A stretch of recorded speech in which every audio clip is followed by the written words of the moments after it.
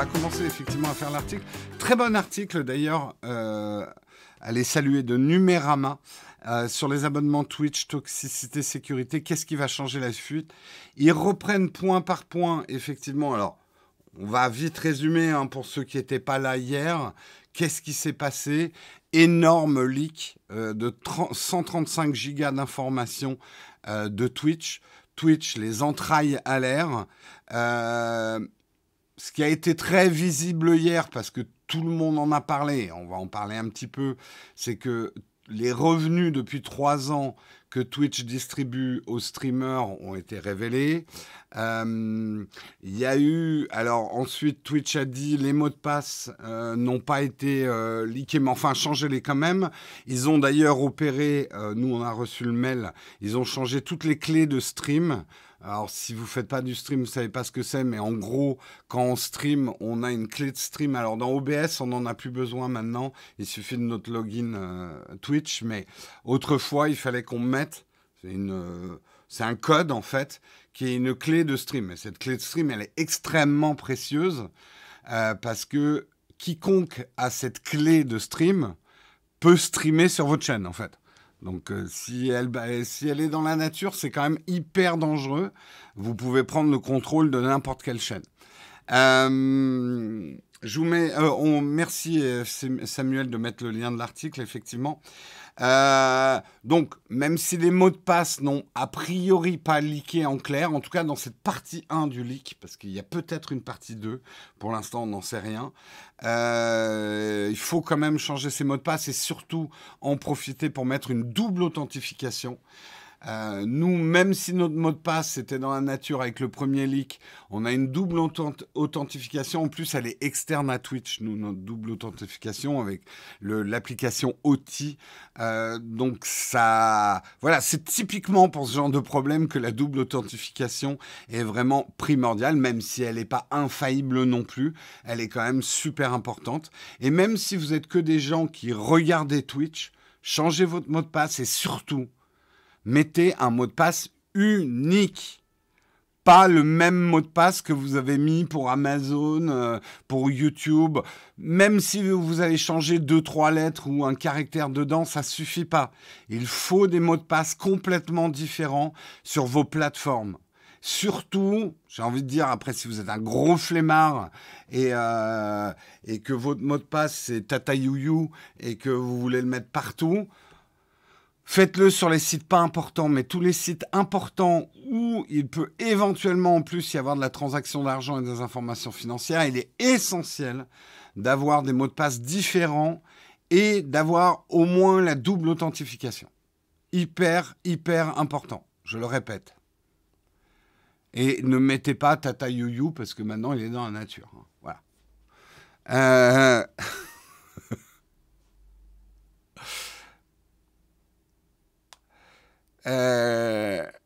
Jérôme est un dieu est un mot de passe valable. Non, parce que ça, tout le monde le sait, justement. C'est une évidence. Donc, non, surtout ne pas mettre d'évidence.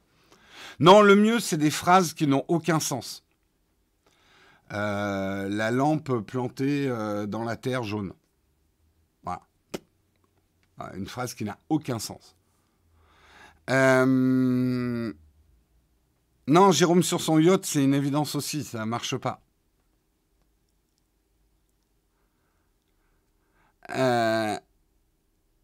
J'ai passé une régénérer Bitwarden. Très bien, je vais le mettre. Non, mais profitez-en quand il y a ce genre d'histoire. Je sais, c'est chiant. Allez, ça va vous prendre 1 heure de boulot. 1 heure de boulot, vous vous sentirez mieux après. Bref, tout ça pour dire, on a vu aussi, je voudrais juste faire une petite parenthèse parce qu'il y a eu quelques réactions hier là-dessus. Le fait qu'il n'y ait que 3 femmes qui figuraient parmi les 100 streamers les mieux payés au monde, dans les revenus des streamers. On a eu certaines réactions classiques quand on sort ce genre d'infos. Arrêtez de parler de ça, c'est juste comme ça. Elles ont qu'à s'y mettre, les femmes, à faire du streaming. Non. Non, parce qu'elles n'ont pas le même nombre d'obstacles que les hommes. Je ne sais pas comment l'expliquer ça plus simplement que ça. quand vous avez beaucoup plus d'obstacles devant vous, la course, entre guillemets, n'est pas équitable. Et ces obstacles sont culturels, ces obstacles sont ancrés dans les habitudes. Une femme, alors je sais, après vous allez partir dans les caricatures, ouais, mais les femmes, elles font plutôt de la beauté et elles montrent leur forme, elles font du hot tub. Justement, vous voyez le début du problème culturel qu'il y a. Donc, admettre ça comme un fait acquis, bon, après c'est votre liberté, hein, si vous voulez que la société reste comme ça. Nous, en tout cas, sur Naotech, et autant vous prévenir, que vous soyez au courant et que vous quittiez la chaîne si ça ne vous va pas, nous, c'est un état de fait qui ne nous va pas et qu'on aimerait que les choses changent. On n'a pas la solution miracle, mais on constate effectivement qu'en termes de parité dans les 100 streamers les plus payés au monde, il n'y a que 3 femmes. Si vous trouvez ça normal, j'ai envie de dire, c'est votre problème. Mais nous, on ne trouve pas ça normal. Voilà, c'est tout.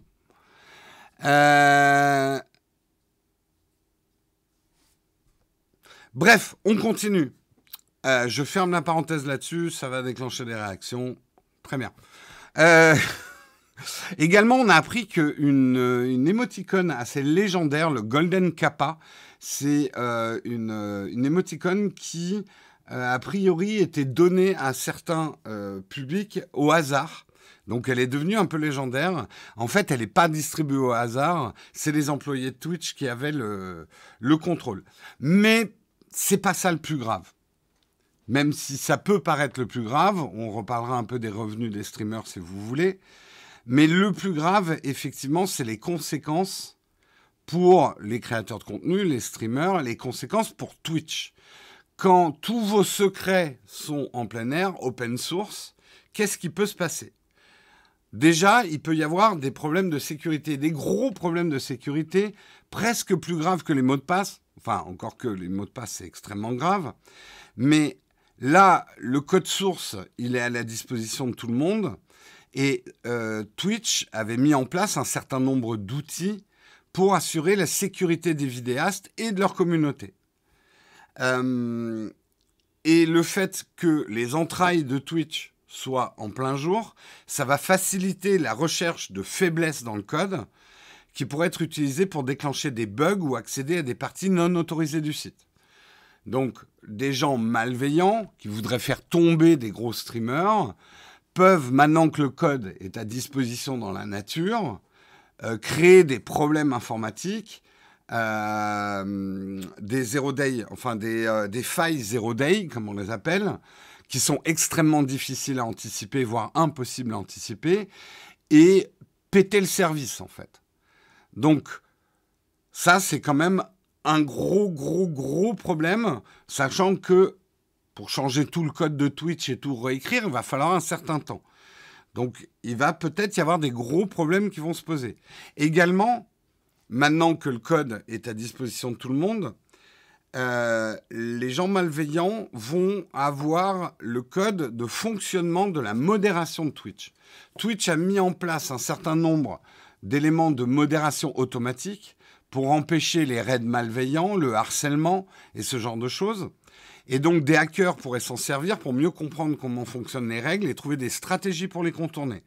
Cela donnerait à des personnes toutes les informations nécessaires pour outrepasser la modération de Twitch et ramener un gros problème que Twitch avait il y a quelque temps, les bots de harcèlement, des gens qui vont créer des comptes à l'infini pour complètement spammer le chat d'un streamer qu'ils n'aiment pas et essayer de le démolir. Donc ça, c'est extrêmement dangereux et c'est une grosse vulnérabilité, effectivement, pour Twitch. Les autres problèmes qu'il peut y avoir, le fameux projet Vapor. On a trouvé donc dans cette première partie du leak du code un travail secret mené par Amazon, puisque c'est Amazon derrière Twitch, ne l'oublions pas, qui serait un système de distribution de jeux vidéo exactement comme Stream. Là, pour le coup, ça peut être un gros problème, effectivement, pour Amazon, qui comptait peut-être le lancer bientôt. C'est vrai qu'il y a une vraie cohérence à avoir un store de jeux vidéo pour Amazon lié à Twitch. Twitch est une énorme plateforme de découverte de jeux. Si derrière, tu peux la linker direct à de la vente de jeux, c'est tout bénef. Donc, c'était le plan de bataille, effectivement, d'Amazon. Alors, qu'est-ce qui va se passer par rapport à ce projet?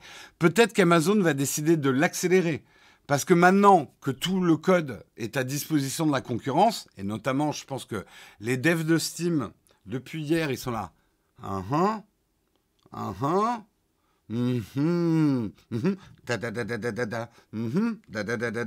Bref, en gros, la concurrence des stores peut pomper complètement de A à Z le projet d'Amazon. Donc, dans ces cas-là, tu as deux solutions. Soit tu le sors très vite en espérant que les devs concurrents soient un peu plus lents, soit tu arrêtes le projet et tu passes à autre chose, quoi. Ce qui serait extrêmement dommageable pour Amazon. Donc, c'est quand même un gros problème de concurrence, en fait. On dit d'ailleurs, certains ont analysé un petit peu ce fichier. Amazon avait prévu un espèce de salon de chat en 3D. Je suis pas sûr d'avoir envie de vous voir en 3D, mais ça, c'est un autre problème. Oula. Vous êtes... imaginez, j'ai avec des lunettes virtuelles, je vois, vous êtes combien? 546. Je vois 546 personnes dans les 20 mètres carrés. Dans les 20 mètres carrés au sol de l'atelier. Oh mon Dieu, le stress. Et en plus, vous seriez en tenue du matin. Pas sûr de vouloir ça, hein? Non, vraiment pas. Bon, trêve de plaisanterie, c'est quand même pas drôle, effectivement, pour Amazon. Un autre problème qui se pose, et on va arriver aux revenus des streamers, dont on a beaucoup parlé. Alors, je précise bien, c'est des revenus, ce n'est pas des salaires, comme de nombreux journalistes l'ont écrit dans leur titre hier. Les salaires des streamers dévoilés. Non, c'est des revenus. Je ne vais pas m'étendre là-dessus trop longtemps. Allez voir. Moi, j'ai trouvé que Gotaga avait fait plutôt une bonne vidéo. Hier, vous pouvez la retrouver sur sa chaîne YouTube. Parce que d'abord, il explique que ces revenus ne devraient surprendre personne, puisqu'ils sont plus ou moins publics. Beaucoup de streamers affichent des sub-goals. Donc, vous savez à combien de subbers ils sont. Le prix d'un sub est connu. Après, il suffit de faire une multiplication. Et vous avez globalement le revenu des streamers. Il suffit de faire l'effort de faire de calcul. Donc, c'était pas non plus un secret d'État, cette histoire de revenus. Je pense que là où il se trompe dans son analyse, c'est que les gens sont des gros flemmards et feront jamais les calculs et surtout n'ont pas envie de savoir ces choses-là. Ils ont juste envie, par enthousiasme, de faire un sub à leur streamer préféré et de ne pas réfléchir après. Et en fait, alors je termine juste sur sa vidéo. Ce que je trouve très bien derrière, c'est qu'il fait une mini démonstration qu'aujourd'hui, un streamer n'est pas un mec qui joue dans sa chambre. En tout cas, un gros streamer. Un streamer, c'est une marque et c'est une entreprise. Micro-entreprise, certes, mais une entreprise. Lui, il a 4 employés. Il a 10 000 euros de location de locaux. Il fait tout le calcul de ses charges, en fait. Et il monte, je crois qu'il était à 42 000 euros par mois de chiffre d'affaires avec Twitch, qu'il a besoin de beaucoup plus d'argent que ça pour faire tourner sa boîte, payer les salaires, payer les loyers, payer les charges, payer les impôts, etc. Je crois me souvenir, il disait, ses frais de fonctionnement, en gros, il doit faire un chiffre d'affaires minimum de 72 000 euros par mois pour que sa boîte tourne, soit rentable. Je fais vraiment de la compta simplifiée. Mais en gros, il faut qu'il fasse un chiffre d'affaires tous les mois. Donc tout ça, il faut qu'il trouve des sponsors et des trucs pour rentrer 72 000 € par mois pour pouvoir payer tout le monde et toutes ses charges. Donc, ça montre bien, et j'ai trouvé ça bien qu'il fasse cet effort pédagogique, à des plus jeunes qui ne réalisent pas forcément qu'il faut de l'argent pour faire tourner une boîte, et qu'un chiffre d'affaires, c'est pas de l'argent qu'on se met dans la poche. Ça vient bien après, ça vient tout au bout de la chaîne. Quand tu as tout payé tout le monde, quand tu as payé tes impôts, que tu as tout payé, on regarde éventuellement ce que tu peux te mettre dans la poche, mais souvent aussi l'argent qui te reste pour investir dans ton entreprise, pour la rendre à la fois plus solide, faisant de la trésorerie, en la rendant plus efficace en faisant des investissements, et après, éventuellement, si tu as des actionnaires, récompenser tes actionnaires avec des dividendes. Ça, c'est vraiment les étapes finales, quoi. Donc, c'est... nous, Nowtech, j'aime pas parler de chiffres parce que c'est notre vie privée, mais comme je l'ai déjà dit, pour vous donner un ordre d'idée, nous, aujourd'hui, Nowtech, pour son fonctionnement, on a besoin minimum de faire 15 000 € de chiffre d'affaires. Sinon, on s'effondre. Voilà.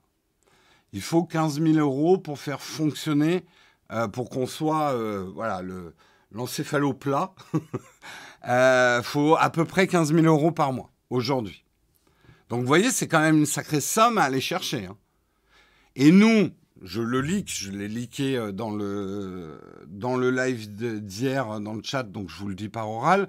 Aujourd'hui, nous, nos revenus Twitch, alors on n'est même pas dans le tableau des 10 000 premiers streamers.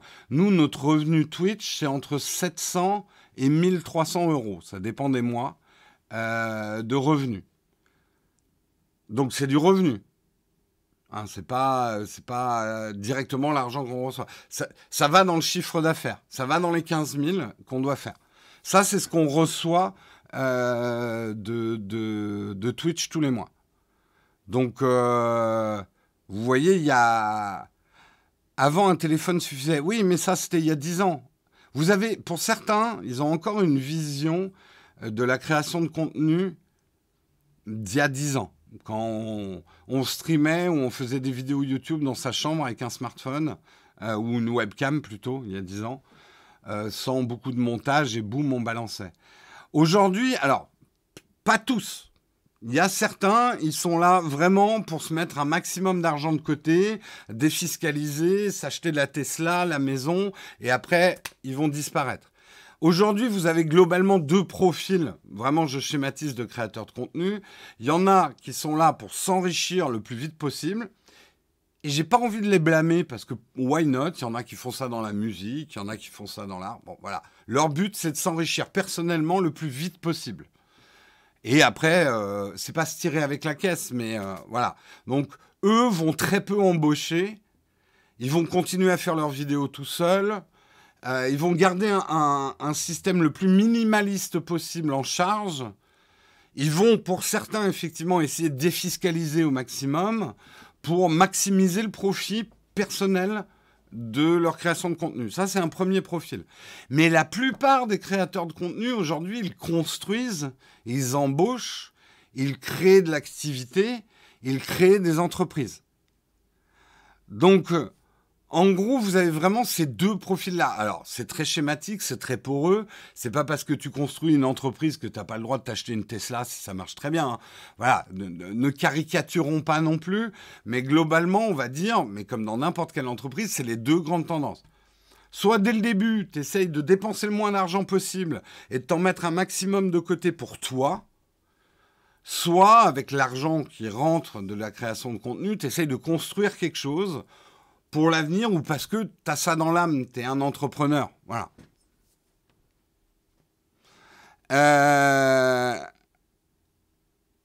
Mais effectivement, enfin, on compare beaucoup aux footballeurs. Moi, je préfère comparer à des chanteurs, en fait.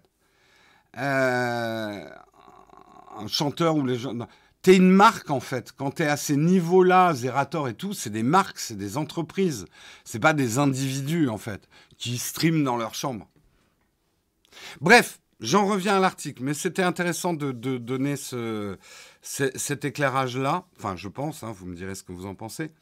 Aujourd'hui, le problème qui risque de se passer, notamment avec les spectateurs les plus jeunes de Twitch, est-ce qu'ils vont continuer à seber maintenant qu'ils ont direct devant les yeux les sommes? En gros, est-ce que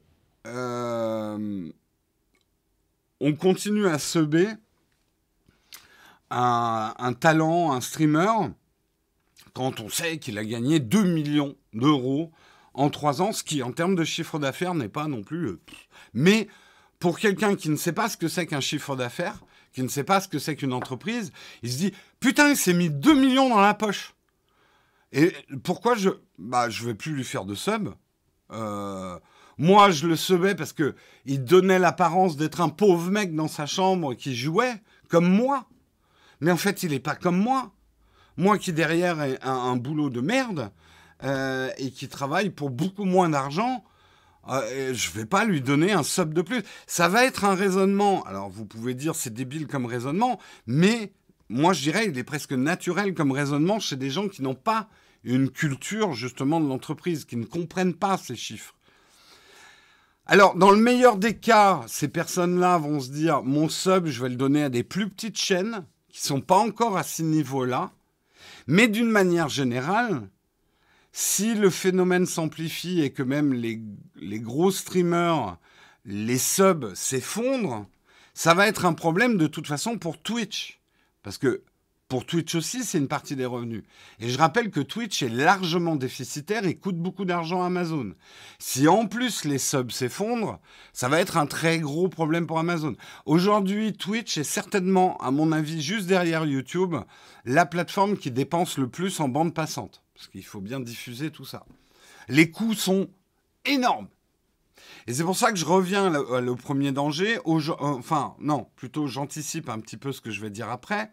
Que le code source de Twitch soit dans la nature, n'importe qui aujourd'hui peut créer Twitch en pompant le code, mais l'infrastructure et les coûts de bande passante et le business model pour essayer d'amortir ce coût de bande passante, c'est pas à la portée de n'importe qui.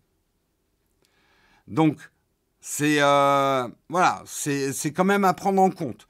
Les risques existent de se faire pomper complètement le code. Peut-être que d'ailleurs, les développeurs de chez YouTube, depuis hier, ils sont là.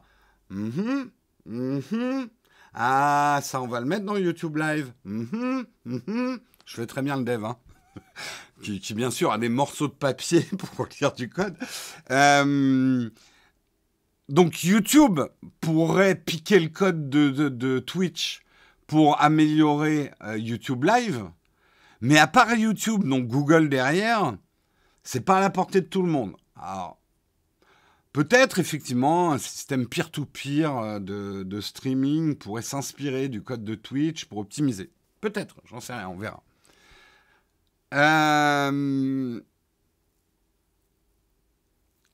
Tout ça pour dire, je reviens parce que là, j'ai un peu anticipé ce que je voulais dire après. Vous croyez que j'affabule quand je dis que les gens vont arrêter de subber? Pourtant, les premiers phénomènes ont commencé à se voir hier. La tendance a été repérée par un vidéaste qui s'appelle Robbie Hamburger. Je vois déjà des gens se désabonner car ils ont vu combien les streamers gagnaient.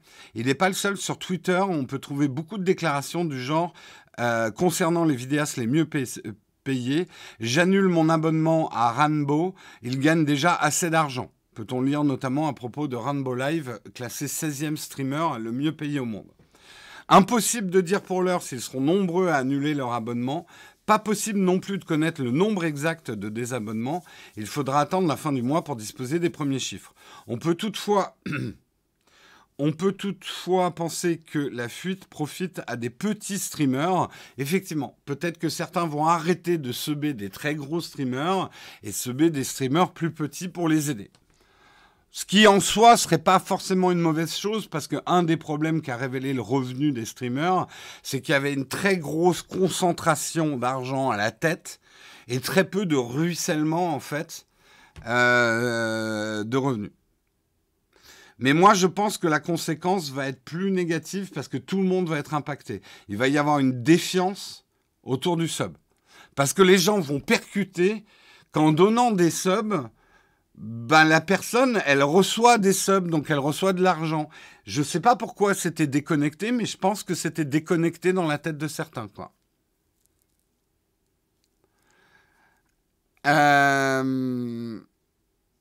Après, le revenu n'est pas vraiment le cœur de la fuite, c'est un appât pour faire parler. Oui, mais en même temps, ça pose... Après, pour les streamers, est-ce que ça pose des problèmes que leurs revenus sont dans la nature? Bah, ça peut éventuellement poser des problèmes fiscaux, on va pas se le cacher. Un streamer qui aurait oublié de déclarer ses revenus Twitch va peut-être avoir une petite visite. Parce que c'est un revenu, il faut le déclarer, payer des impôts, quel que soit le pays, même à Malte, il faut payer des impôts, même s'ils sont moins grands. Si tu oublies de déclarer tes revenus Twitch, tu vas avoir des problèmes. Et donc le fait qu'ils soient comme ça, les revenus dans la nature, ça peut poser un problème. Ça peut poser un problème de concurrence aussi. Si tes concurrents connaissent trop bien ton chiffre d'affaires, c'est une pratique anticoncurrentielle. C'est pour ça, il faut garder...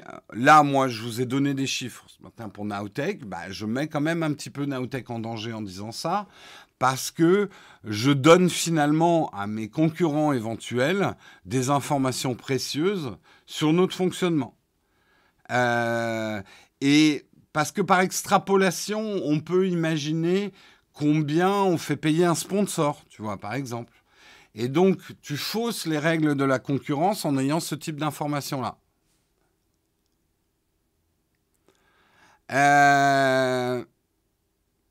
Ouais, sous-estimez pas Bercy. Hein.